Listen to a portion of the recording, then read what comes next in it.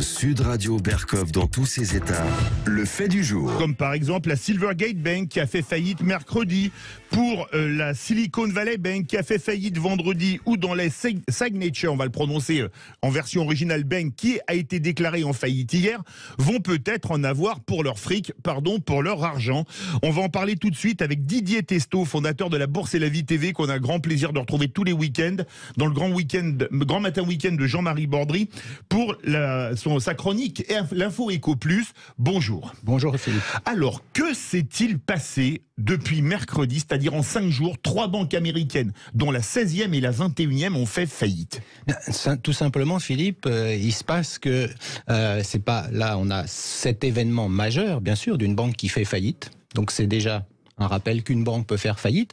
Mais pourquoi c'est arrivé? Parce que depuis plusieurs mois maintenant, 14 mois pour être précis, la Banque centrale américaine, la Fed, la Réserve fédérale, augmente ses taux d'intérêt, et de manière très importante. Ça n'a jamais été fait à ce rythme-là, à ce niveau-là, depuis 40 ans. Je voudrais vous montrer juste une chose pour qu'on voit effectivement où nous en sommes aujourd'hui. Qu'est-ce qui s'est passé depuis? Parce qu'on n'en parle pas aux 20h, ce genre de sujet. Ah oui, quand on voit le graphique, alors ceux qui nous écoutent dans leur voiture peuvent pas le voir, mais c'est sûr que c'est impressionnant comme graphique. C'est une courbe qui... verticale. Voilà, une piste noire pour ceux qui aiment le ski. Mais là, c'est dans le sens... Voilà, une montée spectaculaire. Qu'est-ce qui s'est passé de la part des banquiers centraux?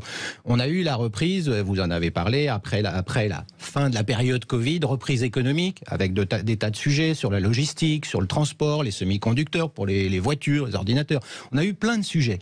Et donc les banquiers centraux se sont dit, il y a une inflation qui arrive, qui est normale, reprise économique, ça fait partie du jeu, en quelque sorte. Et puis, l'inflation s'est installée au-delà de ces sujets de logistique, de retrouver des conteneurs, etc. L'inflation alimentaire, dont vous parlez dans vos émissions, et qui est en cours en ce moment. On a une inflation qui est assez importante, et qui va continuer, d'après les industriels comme les distributeurs. Et donc, c'est dans ce contexte-là. L'année dernière, on a eu une alerte, je ne sais pas si vous vous souvenez de FTX. Oui. Voilà, qui était dans l'univers des crypto-actifs. Et là, on avait un jeune de 30 ans qui avait une société qui était valorisée 40 milliards de dollars, Philippe, et qui, du jour au lendemain, finalement, ne valait plus rien, parce que finalement, ce qu'il avait fait, c'était du vent. Exactement. Et donc, c'est ce qui s'est passé, Philippe. Ce qui est important de rappeler avant de parler de la banque, c'est on est dans un univers où l'argent ne valait rien. Où pendant des années, les banquiers centraux, après la crise de 2008, ils ont soutenu l'économie, mais derrière, ils ont pris ce qu'on appelle, alors c'est en anglais, le quantitative easing. C'est-à-dire la planche à billets. Exactement, les liquidités. On a donné des liquidités aux banques, on a donné des liquidités un peu partout pour que les banques puissent effectivement faire l'économie. Sauf que quand vous changez de paradigme, d'univers, on va dire, on se met à monter les taux. Moi, si je me mets à la place du banquier, en l'occurrence ce banquier qui a fait faillite, lui, il avait peut-être des obligations, puisque ça fait partie de ses liquidités, qui valaient très peu, qui rapportaient très peu. Et puis d'un seul coup, vous avez, avec la montée des taux d'intérêt, de nouvelles obligations qui sont émises, qui valent, prenons un exemple tout simple, au lieu de valoir 2%, ça vaut 5. Vous en voulez plus des obligations à 2%. Donc lui, il est obligé de vendre son portefeuille. Et c'est ce qui s'est passé. Il y a eu d'un seul coup ce vent de panique, parce que lui, il a été obligé d'aller chercher des liquidités. Alors, Didier Testo, peut-on comparer cette ou ces faillites, puisqu'il y a 3 banques qui ont fait faillite, avec celle de Lehman Brothers ou encore Washington Mutual qui avait fait faillite à la fin de l'été 2008 ? Et c'était à l'origine de la crise des subprimes, d'ailleurs. Oui, alors c'est vrai que ça va, on va peut-être un peu vite. Et puis, vous savez, dans la finance, chaque étape, on cherchait depuis des années, finalement, avec ces bulles qui avaient été créé à peu près partout. Je vous parlais de la crypto-monnaie, mais ça a été dans l'immobilier, dans des tas d'univers. On cherchait où allait le fameux signe noir que les financiers aiment bien, le Black Swan. On cherche d'où va le risque. On le voit pas, on le trouve pas. Puis à un moment donné, on se dit, tiens, c'est peut-être dans les crypto-monnaies. Puis finalement, vous avez vu, ça a continué après FTX. La bourse a bien remonté en début d'année, ça s'est bien passé. Et donc, cette banque-là qui était spécialisée, en fait, elle était spécialisée dans l'investissement des startups, la tech de la Silicon Valley. C'est pour ça qu'elle s'appelle Silicon Valley Bank. Mais en gros, vous étiez un patron de start-up, Philippe, vous arriviez dans cette banque, les autres banques vous prêtaient pas, elle vous prêtait. Et donc, mais quand je dis elle vous prêtait, pas comme une banque française que nos auditeurs peuvent connaître. Qui vous prête 100 000 € avec 10 cautions. Non, là c'est pour vos salaires, vous avez 10 employés, c'est elle qui payait vos salaires. Oui. Les salaires de vos employés. Donc c'était vraiment dans l'écosystème tech, en gros, vous aviez un projet, vous alliez l'avoir et vous étiez financé. Et ce qu'on a appris quand même, parce que on est à Wall Street, il faut rappeler, c'est un univers particulier, la finance est reine. Philippe, ce qui s'est passé là, c'est que celui qui dirigeait la société, Bloomberg, nous a dit qu'il avait peut-être vendu ses titres avant la faillite. Et le directeur financier de cette société, de la Silicon Valley Bank, c'est un ancien de Lehman Brothers, vous en parliez. Donc c'est des gens qui ont une certaine expérience. C'est le moins qu'on puisse dire. Voilà. Ils ont même une expérience des faillites. Voilà, mais effectivement, ce qui s'est passé, c'est que les actifs de cette banque, à un moment donné, quand vous allez chercher de la liquidité, vous êtes obligé de vendre. Et c'est ce qui s'est passé, ça a été violent. Mais Janet Yellen, la patronne de la Fed, a dit qu'elle surveillait de près les banques. Elle l'a dit ce week-end. Mais quand même, une question se pose. C'est la 16e banque américaine qui a coulé. La première, Silvergate, elle était spécialisée dans les crypto-monnaies, on y revient. La deuxième dans la tech, 16e banque américaine. Et Signature, qui a été déclarée en faillite hier, est la 21e banque. Est-ce qu'on peut craindre une faillite en cascade? C'est la question aujourd'hui que posent les financiers. Alors vous en avez certains qui relativisent en disant mais attention, on ne peut pas comparer ce bilan de ces banques américaines qui ont peut-être pris trop de risques compte tenu de ce qui s'est passé aux dernières années avec par exemple le bilan de banques françaises qui ont un bilan complètement différent, qui ne vont pas avoir ce type d'actifs risqués. Ils vont en avoir peut-être d'autres. En France ou en Europe, on parle de l'immobilier. Vous avez vu qu'il y a des gros titres sur l'immobilier qui chutent, moins de 30% par la construction de maisons neuves. Avec la hausse des taux d'intérêt, c'est logique. Voilà, et on retrouve ces phénomènes-là. Donc les banques françaises auront aussi des sujets sur leurs actifs immobiliers, par exemple, mais ça va être le sujet de division des risques. Est-ce que dans les risques que vous avez pris aujourd'hui, tant que ça valait rien, tant que l'argent valait rien, c'était pas grave, vous aviez des risques pourris dans telle ou telle start-up, personne ne vous demandait de compte. À partir du moment où effectivement, on a cette montée qui aujourd'hui, j'ai un chiffre, Philippe, qui est important sur cette partie-là, on est maintenant, je l'ai noté ici, on est à 4,75% sur pour les taux américains, on était à 0,75 il y a 14 mois. Donc il y a 14 mois, vous aviez même, j'ai regardé des chiffres, Philippe, avant la crise Covid, pour vous donner des chiffres incroyables. 13 mars 2020, il y a donc 3 ans. 3 ans. Le taux, là on est sur les taux à 10 ans, on était à moins 0,013. Taux négatif. On avait aussi des taux négatifs à la BCE. Voilà, on avait ce même phénomène. Donc c'est-à-dire qu'en gros l'argent valait rien et il y avait même des banquiers, vous placiez l'argent chez les banquiers, ils vous demandaient de payer pour mettre l'argent chez eux. Alors que peut faire le gouvernement américain ou la Fed? Alors, on parle pas vous savez, on n'aime pas parler d'argent public aux États-Unis, vous savez, c'est toujours. Donc on vous dit, on va rassurer, on va nationaliser. Donc les clients de ces banques qui ont 250 000 $ dans ces banques, ils vont être couverts. Les autres, on verra, mais on ne va pas parler de nationalisation, ça n'existe pas. Mais ils avaient nationalisé General Motors il y a 15 ans, mais ils n'avaient pas voulu dire que c'était une nationalisation. Oui, c'est vrai. Mais le système, c'est qu'ils vont être obligés de rassurer au maximum. Donc, en fait, les autorités de contrôle vont donner effectivement aux clients la possibilité de sortir. Mais on ne sait pas aujourd'hui, et la Fed, est-ce que la Fed le sait? Est-ce qu'il y a d'autres banques qui ont aussi ce même type d'actifs, donc ce même type de risque? Pour l'instant, Janet Yellen essaye de rassurer les marchés. Mais vous savez, les marchés, la finance, c'est de la confiance. Donc, elle est dans son rôle de ramener la confiance, mais on va voir ce que pensent les marchés de ça. On va en parler de la confiance et des marchés avant de revenir sur la situation en France. Aujourd'hui, à l'ouverture, Paris recule de 2,33, Francfort de 2,41 après avoir perdu plus de 3. Londres 2,01, si on était à 10h50 heure de Paris. Milan 4,18. En Asie, Tokyo perd 1,11. Il n'y a que Shanghai et Hong Kong qui montent de 1,20 et 1,95. Deux actions de banque, BNP Paribas moins 6,34, Santander moins 7,48. Est-ce qu'on va vers un krach boursier? Alors, vous savez, quand il y a ce genre de nouvelles, on dit on vend sur la nouvelle. Oui. C'est ça, c'est tous les financiers, ceux qui suivent la bourse, on vend sur la nouvelle. Donc là, on vend. On ne sait pas. Ça ne veut pas dire qu'après, on ne va pas récupérer. Mais le schéma, c'est qu'on vend. Après un krach, vous savez, il y en a eu un l'année dernière, on n'en a pas trop parlé, mais tous les actifs ont perdu. C'est-à-dire que vous ayez des obligations, que vous ayez des actions en portefeuille, tout a perdu l'année dernière. Pourquoi? Parce qu'il y a eu cette hausse des taux d'intérêt. Mais peut-être que les investisseurs ont fait comme si on était, Philippe, dans le monde dont on parlait de 2020. À moins 0,75%. Voilà. Et ils n'ont pas voulu voir ce que ça changeait. Parce que là, ce dont on parle aujourd'hui, on parle des banques, mais les entreprises, c'est la même chose. Une entreprise aujourd'hui qui va emprunter, un particulier qui va emprunter, on n'est plus à ce niveau-là, on est à ce niveau-là. Et donc, l'entreprise qui va payer des charges, qui ne payait rien sur sa trésorerie, aujourd'hui, elle va chercher, elle va avoir des coûts fixes importants. Et alors, Bruno Le Maire a déclaré pas d'alerte spécifique pour les banques françaises. Oui. Alors, on est couvert en France, pas jusqu'à 250 000 $, mais jusqu'à 100 000 € par établissement bancaire. Oui. Est-ce qu'il y a des dangers pour les banques françaises, à votre avis? Sur l'immobilier, en tout cas, certaines banques elles ont des risques, je dirais, des gens qui font ça tous les jours, qui regardent exactement. En fait, ce qui compte, Philippe, c'est la diversité des actifs. Oui. C'est-à-dire, vous êtes concentré, vous savez, quand on parlait des subprimes de 2008, ils étaient concentrés. Dans les subprimes, vous aviez de l'immobilier, vous aviez du crédit auto, du crédit consommation, parce que les Américains vivent à crédit. Et puis dans ces packages-là, on vous disait, mais ça, c'est bon, ce produit-là, il perdra jamais. Ce qui s'est révélé faux. Mais aujourd'hui, les banques françaises n'ont pas le même bilan que les banques américaines, donc on ne peut pas comparer. Mais elles ont aussi des sujets de risque, parce que sur les startups, on peut en trouver des dizaines d'exemples où des investisseurs, et il y avait eu des alertes, on en avait parlé ici même, des alertes sur la finance. Vous aviez quelqu'un de chez Amundi qui avait expliqué que sur les startups, à force de vendre la startup, de faire une levée de fonds, de la vendre à X à Y, vous étiez dans ce schéma de Ponzi, de machin. Oui. Donc il y avait un vrai sujet. Et en fait, ce que ça met en cause, maintenant une Madoff. Voilà. Et ce qui se passe aux États-Unis, c'est le capital investissement qui est concerné, les startups, le financement. Donc la tech est inquiète de ça, du fait que est-ce qu'on va pouvoir continuer à financer des startups. Ça peut avoir des grosses conséquences pour la tech américaine. Là, celui qui aujourd'hui monte sa startup, il a un sujet. Alors un investisseur dans les startups, lui, vous dirait, c'est bon, parce que moi, je vais pouvoir investir moins cher dans les startups futures. Et en fait, il avait investi, lui, par exemple, en 2008, dans le pire moment, mais parce que les startups, elles ont émergé en 2011-2012. Donc il ne faut pas toujours voir la partie négative du moment, crise qu'on a systémique, mais un krach, vous savez, un krach, ça ne se prédit jamais, Philippe. On l'avait vu en 1929, même si nous n'étions pas nés. Autre question. Les taux d'intérêt, vous avez montré sur votre graphique, ont fondamentalement augmenté.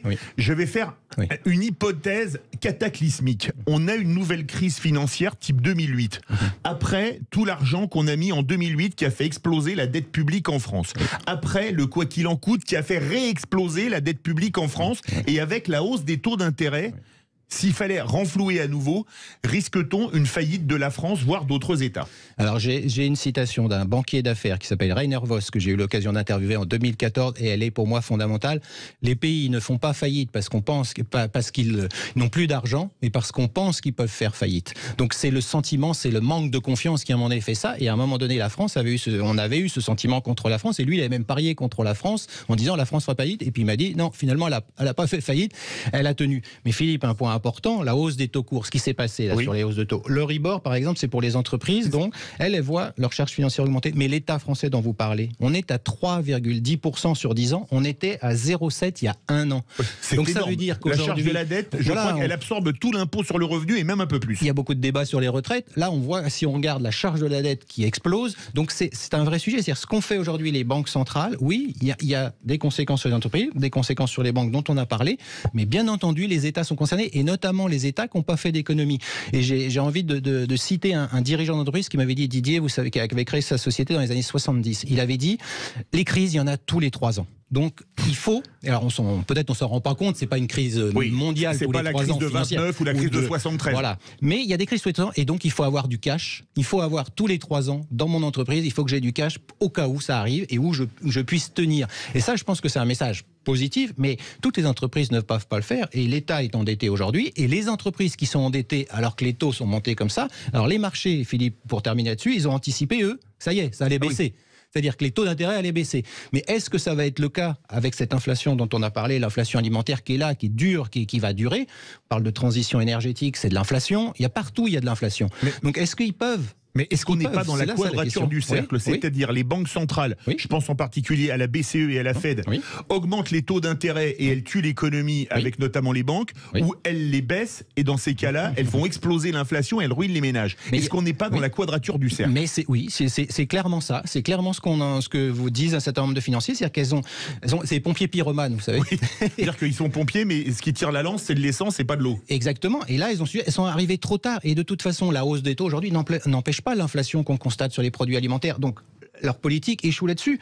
Et tous les actifs pourris qui ont été mis... Les junk bonds, comme on disait, vous parlez du quantitative easing. Qu'on a dans les banques aujourd'hui, ils restent pourris puisqu'on a cette hausse de taux. Et là, ils ne vont pas pouvoir, en 2023, d'un seul coup, baisser les taux. C'est pas possible. Vous avez parlé des actifs pourris, il nous reste un tout petit peu plus d'une minute. Est-ce qu'on a retenu vraiment les leçons de la crise de 2008 avec la titrisation qui avait fait beaucoup parler, les junk bonds qui inondaient certaines banques et qui en avaient poussé certaines à la faillite? Est-ce qu'on a retenu les leçons de 2008? Moi, je dirais tout simplement non, parce que si on prend les États-Unis, malgré les nouvelles réglementations sur justement autant de fonds propres, autant de liquidités, vous savez, vous n'êtes pas derrière chaque investisseur, chaque banquier pour ses choix d'investissement. Et ce que disait Amundi sur la partie capital investissement, c'est retrouvé sur la bourse, c'est retrouvé sur des financements d'entreprises où finalement derrière vous aviez un bureau, deux fauteuils, 3, et vous aviez un PDG qui se payait 15 000 €, il ne faisait pas de chiffre d'affaires. Bon. à un moment donné, c'est celui-là. Mais tant qu'on était dans cet univers de taux bas, personne ne voyait ça. Et en fait, le risque qu'on a aujourd'hui, qui est identifié, c'est qu'on va en découvrir d'autres.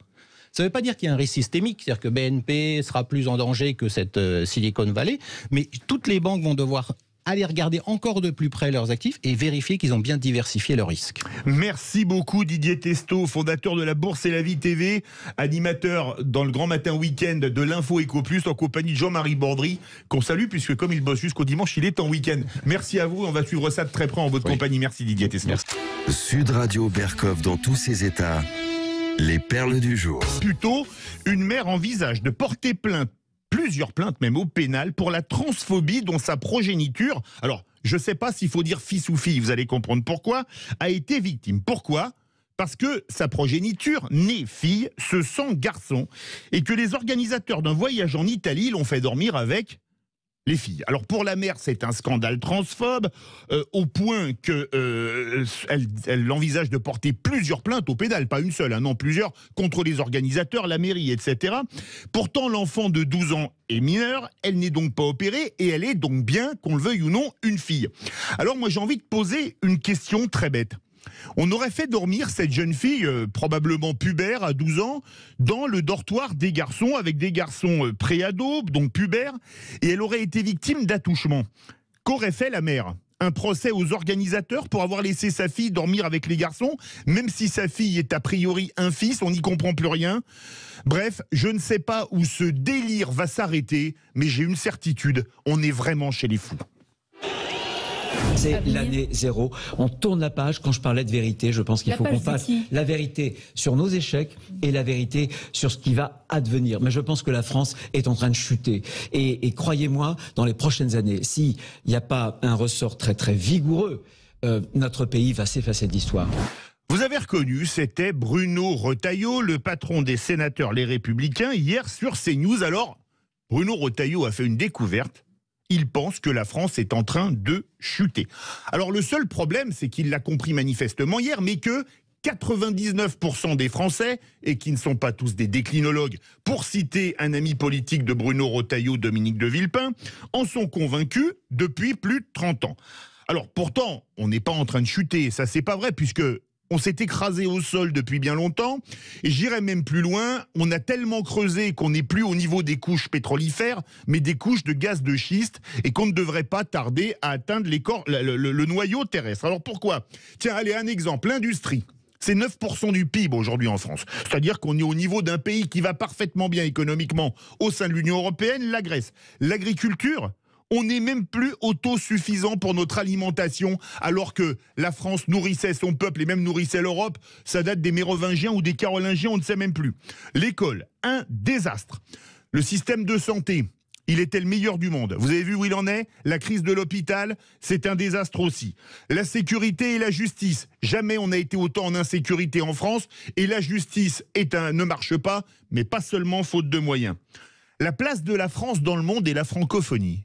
On en est où ? La francophonie, ça s'effondre. La place de la France dans le monde, elle est réduite à la portion congrue. Notre armée est à l'os, elle a 2 ou 3 jours de munitions en cas de conflit de haute intensité. Bref, rien ne va plus. Et cette chute a eu lieu aussi quand Bruno Retailleau et ses amis étaient au pouvoir. Alors, s'il vous plaît, à tous ceux qui disent qu'on est en train de chuter, que ça va mal se passer, ayez quand même une faveur pour les Français. Sortez du déni. Sud Radio Berkov dans tous ses états. On est dans la nuit de Twickenham et Penaud va récidiver après une magnifique attaque classique. 7 essais à Twickenham, Daniel. Le dernier essai, il est à montrer à toutes les écoles de rugby, ce qu'on appelle une attaque classique, que l'on voit de moins en moins, que l'on voit plus beaucoup. Ah, c'était samedi, aux alentours de 19h sur Sud Radio. Vous avez reconnu nos amis François Trio et Daniel Herrero. Une victoire, 53 points à 10. 53 points à 10, je répète, des Bleus chez les Anglais à Twickenham avec 7 essais marqués, 3 doublés et un essai. Inutile de dire que c'est la plus grande défaite que l'Angleterre ait subie de son histoire à domicile. L'Angleterre, le pays qui a inventé le rugby, le seul pays de l'hémisphère nord qui a été capable de gagner la Coupe du Monde, c'était il y a pile 20 ans, avec à la baguette celui qui est pour moi le plus grand joueur de l'histoire, un certain Johnny Wilkinson. Alors, on pourrait être un peu triste depuis la victoire des Irlandais en Écosse hier en se disant que bon, ils vont battre les Anglais chez eux à Dublin la semaine prochaine et qu'on ne va pas garder notre titre du tournoi Destination. Mais on aura quand même fait un sacré tournoi Destination et on compte sur eux pour faire une immense Coupe du Monde. Alors, pour pas qu'on m'accuse comme d'habitude d'être chauvin, de voir le beau partout, j'ai un tout petit regret pour le match de samedi. J'aurais aimé que Thomas Ramos mette un drop, et vous savez pourquoi? Pour qu'il soit le 8e joueur français à réaliser un full house. C'est quand un joueur met essai, transformation, pénalité et drop. Il n'y en a que 7 qui l'ont fait dans l'histoire de l'équipe de France. Guy Cambera-Béraud, Jean-Pierre Romeu, Didier Cambera-Béraud, le fils de Guy, Jean-Patrick Lescarboura, Thomas Castagnade, Titou Lamaison qui lui l'a fait 2 fois et pas une, et Frédéric Michalak. Alors merci les Bleus, et on aimerait tellement que le 28 octobre prochain, vous souleviez la Coupe William Webelis. Sud Radio Berkov dans tous ses états. Le face-à-face. On va danser. Ah oui.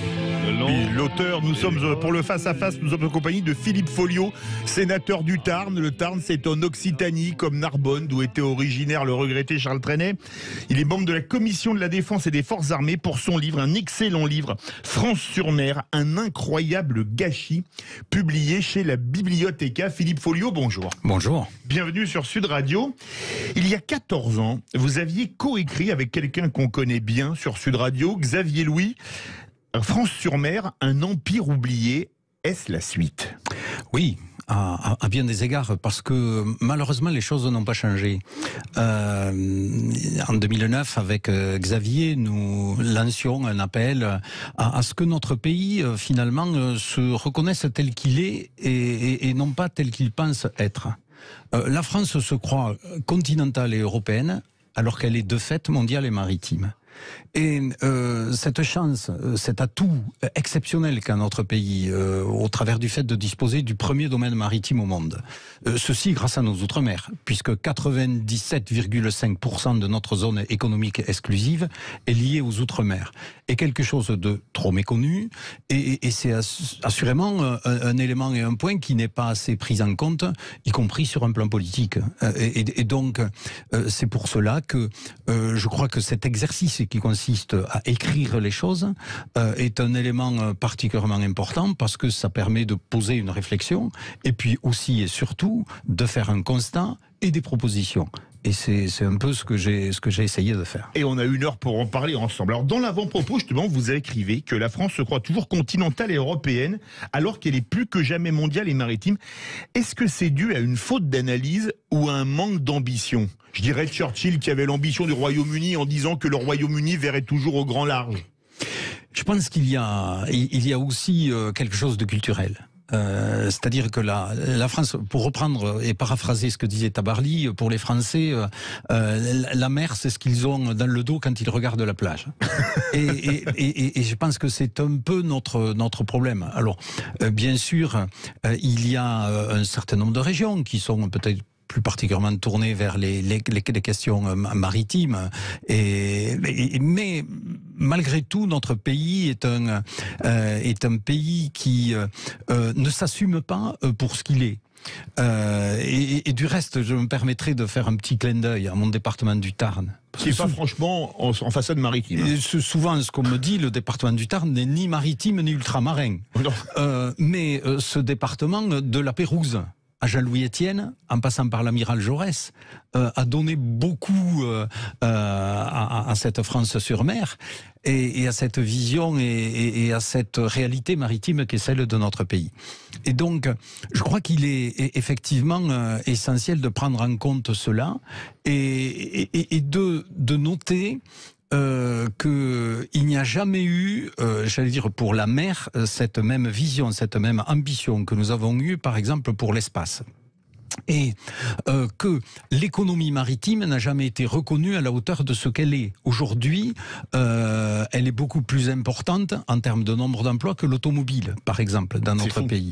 Enfin, même si l'automobile a beaucoup perdu d'emplois. Voilà, mais pour autant, dans l'esprit de nos concitoyens, elle n'est pas du tout à cette hauteur-là. Et pourtant, on l'apprend dans votre livre, la France est le premier espace maritime du monde. Je pensais qu'on était le second, avec 11 691 000 km², et c'est le 5e pays le plus étendu du monde si on prend les étendues terrestres et maritimes, derrière la Russie, les USA, l'Australie et le Canada. Et devant la Chine, devant la Chine et l'Inde, exactement. Et donc, ceci doit nous permettre de changer de paradigme et de voir, je veux dire, la réalité de notre pays.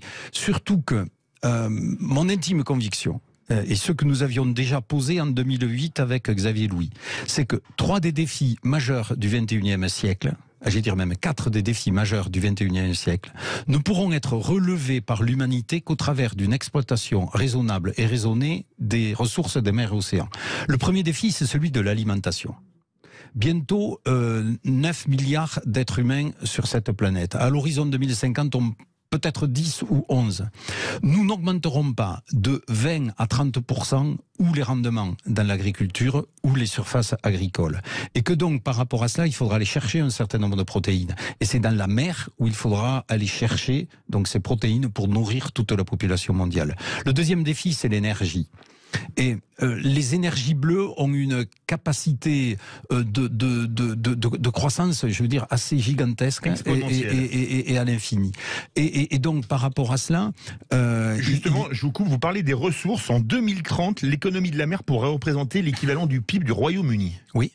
Et même mieux. Et je termine juste sur le troisième défi qui pourrait être relevé, c'est le défi d'accès à l'eau. 2 tiers de la population mondiale se trouve à moins de 100 km des côtes, et souvent dans des endroits où il n'y a pas de problématique, il y a des problématiques importantes d'eau. Donc la désalinisation d'eau de mer est un enjeu majeur et un enjeu important, pour lesquels nous avons un certain nombre de savoir-faire. Et le 4e défi, c'est celui de l'environnement. Et donc, pour ces 4 défis, le fait pour notre pays de disposer d'un domaine maritime aussi important est un atout incommensurable. D'autant plus que nous avons un certain nombre d'entreprises françaises qui sont souvent leaders mondiaux dans ces domaines de l'économie bleue. Très peu connus. La France, par exemple, dans le domaine stratégique de la pose de câbles sous-marins, est numéro 1 au monde. Personne ne le sait. Et on peut multiplier les exemples par rapport à cela. Et c'est pour cela que je crois qu'il faut qu'il y ait cette réelle prise de conscience. Et si nous n'avions dans notre pays qu'une perspective qui est de suivre le développement et la croissance de l'économie bleue telle qu'elle se dessine pour les 15 ans qui viennent. En gros, ça va être de doubler. Si la France ne fait que suivre cette évolution mondiale, c'est près de 300 000 emplois nouveaux qui vont être créés dans les 15 ans qui viennent. Et ces 300 000 emplois, mon analyse, c'est qu'à par volontarisme politique et en associant tous les acteurs concernés, nous pourrions en avoir 10 à 20%, c'est-à-dire en gros créer 50 000 emplois dans nos outre-mer, ce qui permettrait de sortir d'une logique, j'allais dire, de pauvreté, de minima sociaux et d'assistance, pour aller vers une dynamique de croissance, de développement et d'insertion. Alors, vous rappelez dans votre livre les différentes mondialisations, elles se sont toutes faites par les mers. La première, c'est les grandes découvertes. La deuxième, la révolution des transports. Et la troisième, c'est celle du numérique aujourd'hui. C'est vrai que les containers, alors les découvreurs ont créé les empires coloniaux, qu'on le veuille ou non. Ensuite, il y a eu l'explosion du trafic maritime grâce aux porte-containers qui ont révolutionné le transport en faisant baisser les prix. Et maintenant, c'est le numérique. Comment ça se passe, le numérique? Uniquement par les câbles sous-marins? Bah oui, 18% des données qui passent d'un continent à l'autre, tout le monde pense que ça passe par le satellite, mais en fait ça passe par les câbles sous-marins. D'où des enjeux en matière de souveraineté, en matière de protection et aussi en matière de sécurité. Parce que les conflictualités de demain, elles risquent d'être très certainement dans les mers et j'allais dire sous la mer en l'occurrence par rapport aux câbles sous-marins. On a vu du reste au moment du conflit ukrainien, même si c'est pas pour les câbles, mais ce qui est arrivé par rapport au gazoduc Nord Stream et au sabotage qu'il y a eu par rapport à cela. Nous voyons tous les enjeux que ça peut avoir. Vous savez, je dis dans le livre, un pays comme les Tonga, qui a subi un important tremblement de terre il y a quelques mois. Eh bien, par rapport à ce tremblement de terre, le seul câble sous-marin qui reliait cette île au reste du monde donc, a été sectionné. Et donc, pendant plusieurs semaines, ce pays s'est trouvé complètement coupé du monde. Et donc, nous voyons que nous ne sommes pas sur des schémas de science-fiction, mais qu'il y a des éléments de réalité et de faiblesse, si vous me permettez, pour nos pays et nos économies par rapport à cela. Alors, les Outre-mer français sont nés il y a 5 siècles. Avec Cartier et Champlain au Canada. 5 siècles plus tard, vous rappelez que la France est encore présente dans tous les océans et vous rappelez que c'est un empire maritime, chose un peu oubliée. Oui, et j'allais dire, avec un petit sens de la provocation, le seul empire au monde sur lequel le soleil ne se couche jamais, c'est la République française. Oui, c'est vrai. Et parce que la France est présente donc dans les 3 grands océans, est présente sur 4 des 5 continents. Même les 4 si on compte l'Antarctique avec la Terre Adélie. Voilà. Terre Adélie qui est dans un schéma un peu particulier au regard de la Convention de Madrid. Mais c'est vrai que c'est un élément important, essentiel. Et puis surtout notre domaine maritime, il est très varié. C'est-à-dire donc il est sur ces 3 océans, mais il est dans des mers chaudes, des mers tempérées et des mers froides. Entre les Antilles françaises, la Guyane ou les Kerguelen, c'est pas les mêmes températures d'eau, c'est pas, j'allais dire, la même faune aquatique, et donc ce ne sont pas les mêmes perspectives. 13h13, 13h14, même à l'instant sur Sud Radio, Berkov dans tous ses états. Notre invité du jour, Philippe Folliot, sénateur pour son livre France sur mer, un incroyable gâchis. Vous voulez interpeller Philippe Folliot, lui poser des questions sur notre défense, sur l'outre-mer, sur la mer? Appelez-nous au 0826 300 300. Ici Sud Radio. Les Français parlent au français. Je n'aime pas la blanquette de veau. Je n'aime pas la blanquette de veau. Sud Radio Berkov dans tous ses états. Retour de Berkov dans tous ses états avec un excellent livre, France sur mer, un incroyable gâchis. Un livre signé Philippe Folliot, sénateur du Tarn. Vous parlez dans votre livre de métropolicentrisme. On connaissait l'ethnocentrisme. C'est quoi? C'est la France, elle regarde son nombril uniquement du côté de la métropole, voire même carrément de Paris intramuros? Oui, et puis une forme de négation de nos outre-mer. En fait, c'est malheureux à dire, mais souvent nos outre-mer, on en parle, y compris dans les médias, que quand il y a des événements climatiques type ouragan, tempête et autres, ça c'est pour le côté négatif. Et puis ensuite, on parle de nos outre-mer quand ils sont pourvoyeurs de médailles olympiques. Je pense notamment au sprint, à entre autres, ou au travers de grands champions comme le Guadeloupéen, Teddy Riner et quelques autres. Mais on n'en parle pas pour tous les éléments de dynamique qu'il y a par rapport à cette volonté de jeunes créateurs d'entreprises ultramarines. Et donc souvent, c'est avec une certaine condescendance. Mais aussi avec parfois des décisions qui sont des décisions politiques qui sont très regrettables et qui donnent une très mauvaise image. Je prends un exemple très concret. Quand lors des derniers castings gouvernementaux, nous avons eu tout d'abord une ministre de l'Outre-mer métronome qui est restée quelques semaines. Et puis qu'ensuite, il a été décidé que l'Outre-mer ne serait plus un ministère de plein exercice, mais un ministère rattaché donc au ministère de l'Intérieur. Le message subliminal dans tout ça, ça veut dire finalement, l'outre-mer, ce n'est qu'un problème de sécurité. C'est un problème uniquement d'ordre public. Et ceci est grave. Et ceci est ressenti par un certain nombre de nos compatriotes ultramarins comme une forme de mépris à certains égards, et par des élus, nombre d'élus ultramarins aussi. Et moi, je crois qu'il faut dénoncer cela, parce que ce sont des territoires à part entière et qui ne sont pas une charge pour notre pays, mais une véritable chance. Vous êtes ultramarin, vous pensez que l'outre-mer est maltraité? On vous attend au 0826 300 300 pour en débattre avec le sénateur Philippe Folliot. Sud Radio, parlons vrai, vous connaissez l'ADN de la station. Vous écrivez dans votre livre, là vous parlez vrai, c'est le moins qu'on puisse dire. Je vous cite, qu'il n'y a pas de géostratégie française sur les Outre-mer, en particulier l'Indo-Pacifique, et rappelez l'affaire des sous-marins perdus qu'on avait vendus à l'Australie, en écrivant, je vous cite toujours, que pour les anglo-saxons, l'Indo-Pacifique c'est leur affaire et pas la nôtre.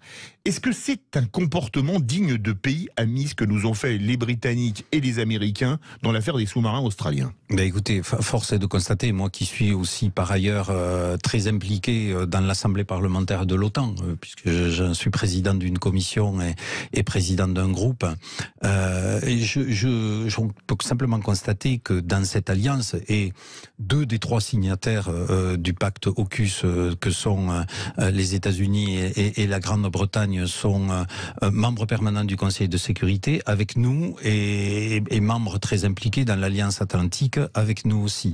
Et que l'article 4 de cette même alliance dit que avant de prendre toute décision qui impacte sur la sécurité de chacun, il y a lieu d'échanger. Et là, ça n'a pas été le cas. Donc oui, c'est une forme d'humiliation que nous avons subie et ressentie par rapport à cela. Je crois qu'il est important de le dire parce que c'est pas en étant langue de bois qu'on fait progresser les choses.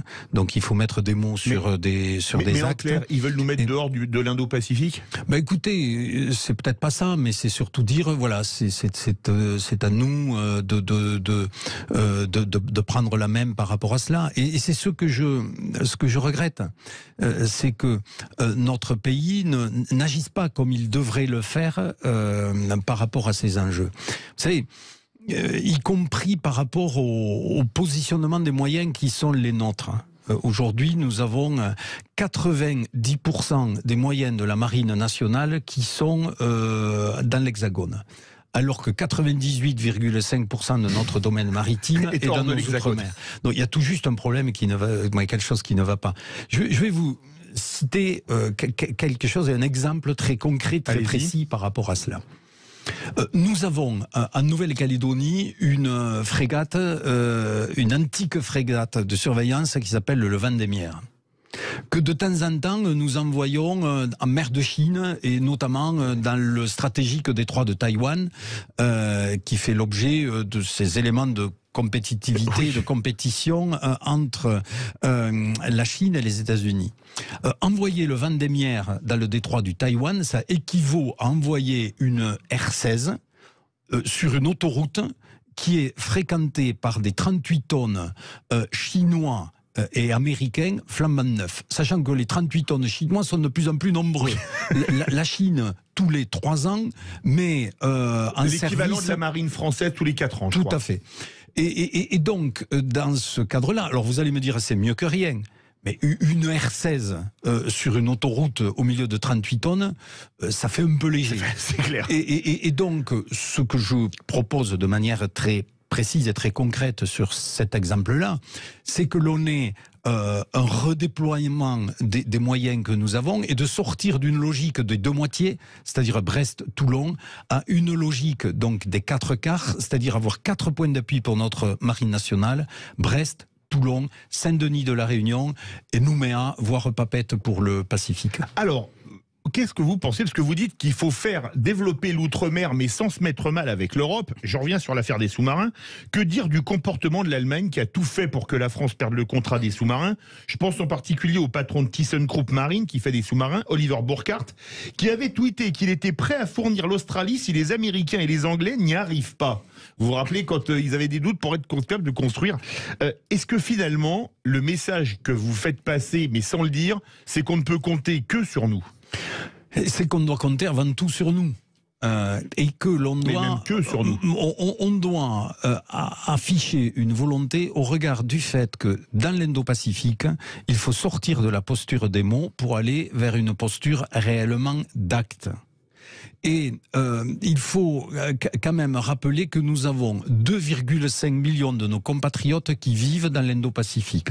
Entre les Français qui sont donc dans les différents territoires donc de l'Indo-Pacifique, île de la Réunion, île de la Réunion, Mayotte pour l'océan Indien, Polynésie, Nouvelle-Calédonie et Wallis et Futuna pour le Pacifique, et tous nos compatriotes expatriés. C'est-à-dire des dizaines de milliers de nos compatriotes qui vivent dans tous ces pays donc de l'Indo-Pacifique.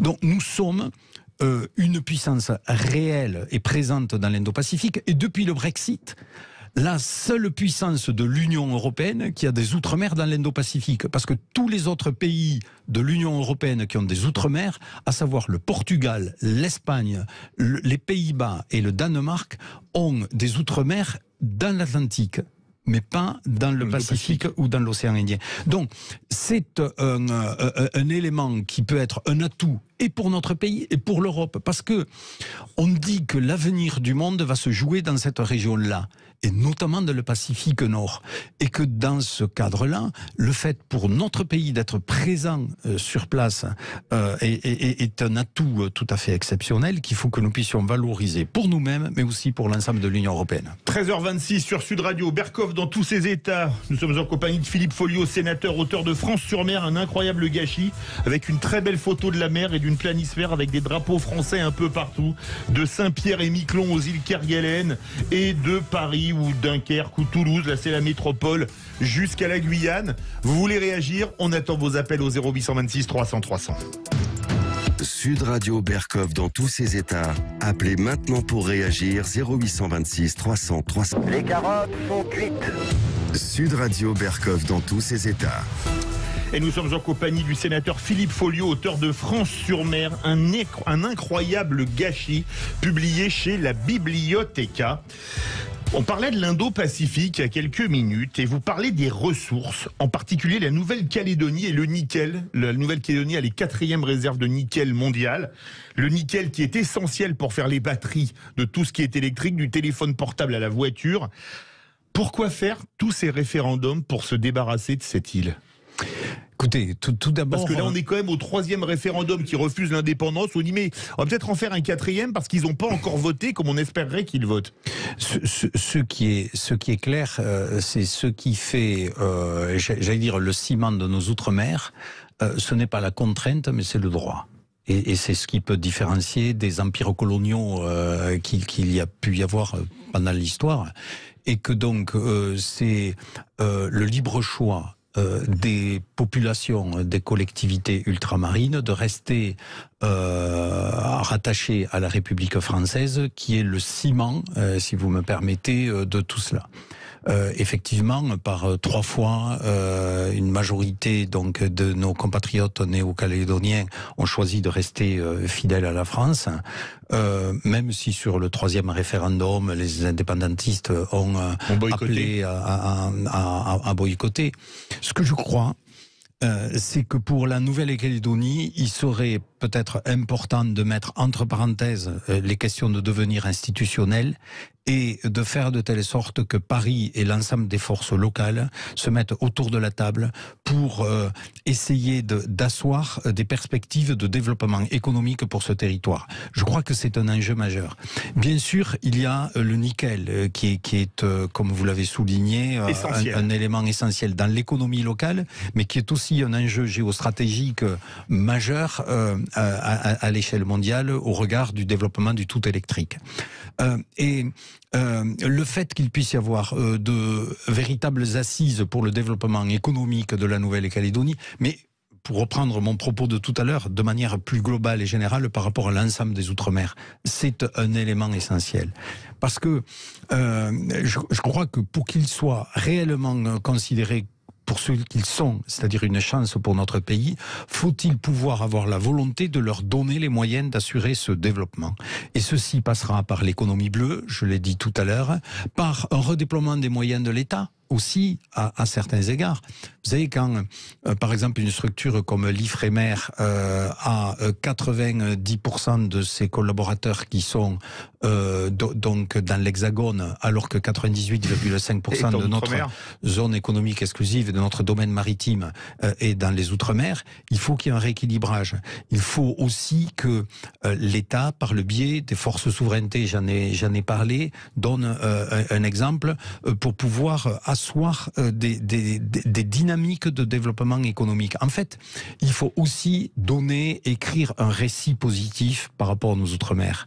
Et dire que ils sont un atout pour notre pays, ils sont une chance formidable, mais ils sont aussi un vecteur potentiel de développement et de croissance tout à fait extraordinaire. Mais vous avez parlé du métropolicentrisme, je vous cite. On a dit la Nouvelle-Calédonie, alors là, qui est vraiment une terre habitée, il y a des dizaines de milliers de personnes en Nouvelle-Calédonie, mais on a l'impression qu'on aimerait se débarrasser de terres inhabitées comme Clipperton, vous en parlez, c'est le seul territoire français du Pacifique Nord, ou alors les îles éparses dans l'océan Indien. Pourquoi ? Mais c'est un des gros problèmes, c'est que la mission, et la première des missions régaliennes de l'État, c'est d'assumer la souveraineté. Et là, on y faillit complètement. La passion Clipperton, sur laquelle je suis le seul parlementaire de toute l'histoire de la République à m'être rendu sur cette partie du territoire de la République. Et j'ai même écrit un livre donc sur cette question. J'ai fait un rapport qui avait été commandé par le Premier ministre de l'époque, Manuel Valls, donc sur le devenir de cette île. Tout ceci est resté... Alors c'est des îles qui sont dans l'océan Indien Sud, exactement. Non, la passion Clipperton... Voilà. Je crois que vous parliez des éparses. Non, là, Clipperton, c'est Pacifique Nord. Voilà. C'est au large du Mexique. Mais juste 2 chiffres. La zone économique exclusive de la France hexagonale, Corse comprise, c'est 345 000 km². La zone économique exclusive de l'île de la Passion Clipperton, c'est 436 000 km². Et sur cette île, qui est abandonnée, je veux dire sur laquelle, donc, moi je proposais qu'on y crée une base scientifique à l'instar de ce que l'on a fait donc pour les terres australes françaises. Et je constate simplement que le contrat qu'on est en train de donner à la Marine nationale, c'est d'y aller tous les 3 ans. C'est-à-dire, c'est pas parce que vous allez aller planter un drapeau, et j'y suis allé, pour changer le drapeau, repeindre le monument, tous les 3 ans que vous exercez votre souveraineté de manière effective. Et demain, si un État quel qu'il soit vient sur cette île, décide de la nettoyer, de la dératiser, parce que cette île est envahie de rats et de déchets, voilà, et d'y créer une base scientifique, qu'est-ce qu'on va faire ? On aura le droit pour nous. Oui. Mais il faudra faire une intervention comme les Anglais au Malouines, c'est ça ? Certainement, mais avec moins de légitimité par rapport à cela, parce que nous l'aurons laissé en quasi-abandon. Et je crois qu'effectivement, il faut qu'à certains moments, il y ait cette prise de conscience et cette volonté de faire de telle sorte qu'on assoie notre souveraineté. Et je terminerai aussi par les mêmes questions au niveau des îles éparses vis-à-vis de Madagascar, pour lesquelles il y a des revendications. Il faut que la France affirme clairement qu'elle veut discuter avec Madagascar. Et je ne parle pas des ressources gazières sur Juan de Nova par rapport à cela, mais que nous ne sombrions pas, comme ça avait été le cas pour l'île de Tromelin, qui, elle, est au nord de l'île de la Réunion et donc à l'est de Madagascar. Et sur cette île, un inique traité de cogestion avec l'île Maurice pour Tromelin avait été signé. Et grâce à une mobilisation parlementaire transcourant, à l'époque, j'avais réussi avec des collègues députés socialistes et LR à faire stopper donc cette ratification de ce traité. En 2 mots, cela équivalait à dire, dans le golfe du Gascogne, entre l'Espagne et la France, l'Espagne peut venir pêcher, faire ce qu'elle veut dans la zone économique exclusive française, y compris dans les eaux territoriales, et elle peut venir faire des fouilles archéologiques sur les côtes françaises tant qu'elle le souhaite et aussi longtemps qu'elle le pourra.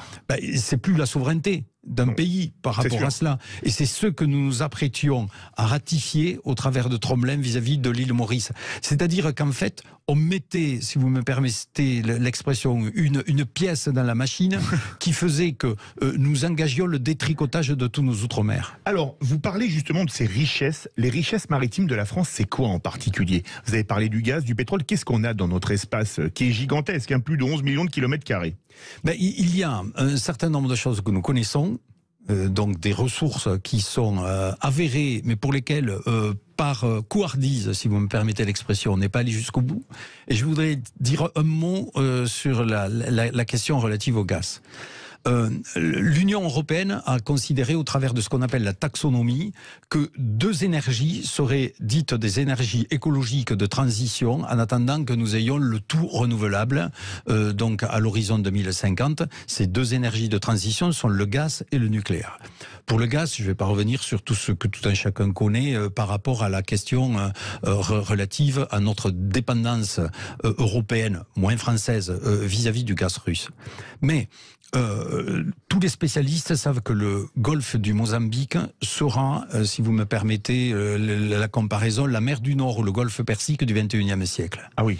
Et en fait, la position de la France au travers de l'île de Juan de Nova, c'est un peu comme si dans le golfe Persique, le Qatar avait dit « moi je ne vais pas exploiter le gaz parce que les Iraniens d'un côté et les Saoudiens de l'autre exploitent le gaz ». C'est comme si en mer du Nord, les Néerlandais avaient dit « nous on n'exploite pas le gaz parce que les Britanniques et les Norvégiens l'exploitent ». C'est aberrant.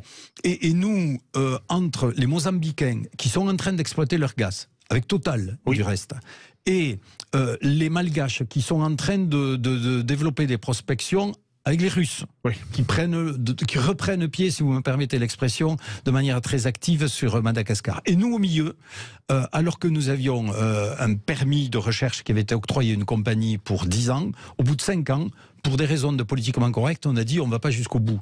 Moi, je ne dis pas qu'il fallait exploiter ce gaz, mais au moins aller au bout de la phase d'exploration pour voir les perspectives qu'il pouvait y avoir pour exploiter cette ressource, avec aussi un enjeu et un élément quand même qui n'est pas négligeable, c'est que si nous avions décidé à un moment donné d'exploiter donc ces ressources, c'était la perspective et la capacité à 500 km de là, d'utiliser Mayotte comme base arrière. Et quand on sait les problématiques économiques et sociales de Mayotte, ça aurait pu être un vecteur aussi de croissance et de développement pour Mayotte. Moi, je regrette simplement qu'on ne soit pas allé jusqu'au bout de la connaissance, c'est-à-dire de la recherche. Donc, par rapport à cela, je suis membre du Conseil consultatif des TAF, des terres antarctiques et australes françaises. Je m'étais fortement opposé à cela. Mais aussi, il y a toutes les ressources de demain que nous ne connaissons pas. C'est-à-dire qu'il y a énormément de biodiversité, d'organismes, alors qui sont souvent des organismes microscopiques que nous ne connaissons pas. En fait, sur la mer, la profondeur moyenne des océans, c'est 3200 mètres. Nous ne connaissons réellement que les 100 premiers mètres. Mais en dessous, tous les éléments, y compris par rapport à ce qu'on appelle la barymétrie, c'est-à-dire la définition des fonds sous-marins et la connaissance de ceux-ci, mais la colonne d'eau, nous ne la connaissons que très peu. Et il y a un certain nombre d'éléments, notamment dans des sources d'hydrogène naturel qu'il y a sur la dorsale atlantique, par exemple, avec des phénomènes de vie très particuliers, c'est-à-dire loin de la lumière, avec des pressions très fortes et dans un environnement très hostile. Tous ces éléments nous sont très peu ou quasi inconnus. Et que dans ce cadre-là, nous avons une nécessité de poursuivre nos efforts de recherche parce que nos médicaments de demain, nos protéines de demain viendront certainement pour beaucoup du fond de la mer et des océans et nous devons poursuivre ces efforts de recherche. Vous avez la parole au 0826 300 300 pour interpeller Philippe Folliot, sénateur du Tarn, président de l'Alliance centriste, pour son livre France-sur-Mer, un incroyable gâchis. 0826 300 300. À tout de suite sur Sud Radio. Sud Radio, Berkov dans tous ses états. Sud Radio. Les Français parlent au français. Je n'aime pas la blanquette de veau. Je n'aime pas la blanquette de veau. Sud Radio, Berkov dans tous ses états. Vous êtes bien sur Sud Radio dans le face-à-face de Philippe David avec Philippe Folliot, sénateur du Tarn, président de l'Alliance centriste, pour son livre France-sur-Mer, un incroyable gâchis. Et vous avez la parole au 0826 300 300. Et on commence avec Arnaud du Val-de-Marne. Bonjour Arnaud. Bonjour Arnaud. Bonjour les équipes de Sud Radio. Bonjour Philippe, je vois que vous êtes deux. Je pourrais dire que l'union fait la force. Oui. Eh bien écoutez, ça tombe très bien parce que si l'union fait la force, il faut bien constater à l'écoute de votre invité et de ce que dit Monsieur Folliot, qu'en effet la France est complètement désunie. Ce qui fait en fait qu'elle n'est plus très très forte et qu'elle ne défend pas ses intérêts. La preuve en est, par exemple, et je fais une toute petite parenthèse, c'est que cette désunification va du pouvoir en place jusqu'au peuple, puisque M. Macron n'écoute pas actuellement le peuple quant à la réforme des retraites. Je ferme la parenthèse, ce n'est pas le sujet de votre invité. Mais je trouve que votre invité dit des choses très très justes, c'est-à-dire que la perte de souveraineté s'exerce en définitive un petit peu partout. Il a parfaitement expliqué que nous n'étions plus tellement présents sur nos terres, que nous venions tous les 3 ans. Et c'est à nos dépens, puisque d'autres puissances étrangères mettent un pied sur nos terres un petit peu, à Mayotte, comme ça a été expliqué, dans d'autres endroits où nous étions maîtres chez nous. Nous étions légaux, mais aujourd'hui nous ne sommes plus légitimes. Je pense qu'il faut bien expliquer le phénomène, c'est-à-dire qu'à partir du moment où la France se désunit, et surtout la France, j'ai envie de vous dire, se tourne vers une politique beaucoup plus européenne, elle ne peut pas assumer son propre respect. Quand vous ne vous respectez pas, sachez bien que quand vous ne vous respectez pas, eh bien les autres, j'ai envie de vous dire, s'essuient un petit peu les pieds sur votre visage. C'est une manière très polie, je pourrais le dire de manière un peu plus virulente, mais tout le monde comprend ce que ça veut dire. Alors que quand les gens se respectent eux-mêmes, eh bien ça s'appelle le charisme, et si la France acceptait de se respecter, elle serait beaucoup plus respectée dans le monde. Alors, la preuve en est encore une fois, c'est que les Allemands ont profité de notre non-charisme pour essayer de nous torpiller et de prendre les marchés des sous-marins australiens tels que vous l'avez expliqué. Et ça, c'est dû uniquement à notre vision extrêmement humaniste et particulièrement tournée vers l'Union européenne, parce qu'aujourd'hui la France n'est tournée que vers l'Union européenne. Et en faisant ça, on ne se respecte pas. Arnaud, merci beaucoup. On va faire réagir Philippe Folliot. Moi, il y a une chose qui me marque dans votre livre, on parle de l'Europe, mais l'outre-mer, est-ce qu'un Finlandais ou un Lituanien sait où se trouve la Guadeloupe ou les îles Kerguelen ? Certainement pas. Mais c'est justement... La Guadeloupe peut-être pour les vacances. C'est justement pour cela. Moi, si vous me permettez, je pense que il faut pas opposer l'Europe avec, j'allais dire, cette vision maritime de la France. Même, je crois au contraire qu'il faudrait impliquer plus fortement l'Europe pour que celle-ci puisse venir en accompagnement au travers, alors je ne vais pas rentrer dans le détail, mais ce qu'on appelle la politique de soutien aux régions ultra-périphériques qui ne concerne pour essentiellement que de l'Atlantique aujourd'hui et pour lesquelles il y aurait un certain nombre de choses à faire. Mais ce que je crois, c'est que effectivement pour notre pays, il faut avoir de la volonté, cette volonté de défendre notre souveraineté, d'assumer ce que nous sommes. Et d'être fiers de ce que nous sommes, c'est-à-dire de notre histoire et des perspectives que ceci nous donne. Et donc je crois que si réellement nous prenons en compte cela, eh bien nous aurons capacité à affronter les 1000 sentiers de l'avenir. Ça réagit beaucoup au 0826 300 300, Lucien. Oui, on remercie Arnaud et on va à Pessac pour accueillir Emmanuel. Bonjour Emmanuel. Bonjour Emmanuel. Bonjour à vous tous et merci de m'accueillir et merci pour justement de faire réagir sur ce domaine maritime qui finalement était celui de l'Angleterre où le soleil ne se couchait pas. Aujourd'hui c'est chez nous. Je pense qu'on est quand même dans la suite du démantèlement de la France, clairement, et je fais absolument pas confiance à l'Europe, notamment avec l'Europe actuelle. Je parle pas de l'Union européenne, on va dire, parce que l'Europe, elle va pas dériver. On continue dans le démantèlement de la France, notamment avec la disparition de France O, qui est passée inaperçue. Alors c'était la chaîne de télévision des Outre-mer. Tout à fait, qui me donnait, moi j'ai des cousins à Tahiti et à Bora Bora, donc ça nous donnait aussi une vision de notre territoire. Et vous savez, c'est un peu le principe du voleur chinois, on fait déplacer la commode d'1 millimètre par jour qui est en plein milieu du salon, à la fin de l'année elle est partie, vous l'avez pas vue. Donc à force de vouloir faire disparaître tout ce qui peut avoir comme interaction avec ces territoires d'outre-mer, on va se retrouver à nouveau durant le démantèlement de la France, on n'en parle même pas pour l'industrie et pour le reste, où on va finir par peut-être vendre ou j'en sais rien des territoires qui sont à nous et qui sont nos compatriotes. Mais la Nouvelle-Calédonie est entre l'Australie et la Chine, et je peux vous garantir qu'il y a beaucoup de velléités pour la reprendre. J'essaye d'aller vite parce que je sais qu'il y a du monde. Moi, je vois le pillage des ressources au niveau de la pêche. Moi, mes cousins me racontent qu'il y a des chaluts qui passent, chinois ou autres. Je peux vous dire que là, ils font pas le tri.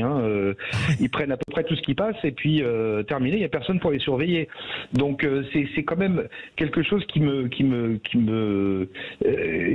fait réagir dans le sens où on est dans le démantèlement progressif de tout ce que la France peut être, à la fois dans son territoire d'outre-mer, qui est effectivement le premier domaine maritime mondial aujourd'hui, à la fois dans ses compétences. Faut savoir, je fais une aparté, mais il faut savoir que par exemple les missiles hypersoniques, c'est Jean-Pierre Petit qui a été sollicité par les Russes quand l'armée française l'a foutu dehors pour lui dire ça nous intéresse pas.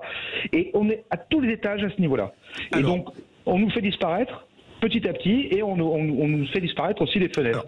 Alors je vais juste finir sur un truc, et là je fais une aparté complète, qui n'a rien à voir avec votre émission, et vous m'en pardonnerez, c'est un collègue à vous.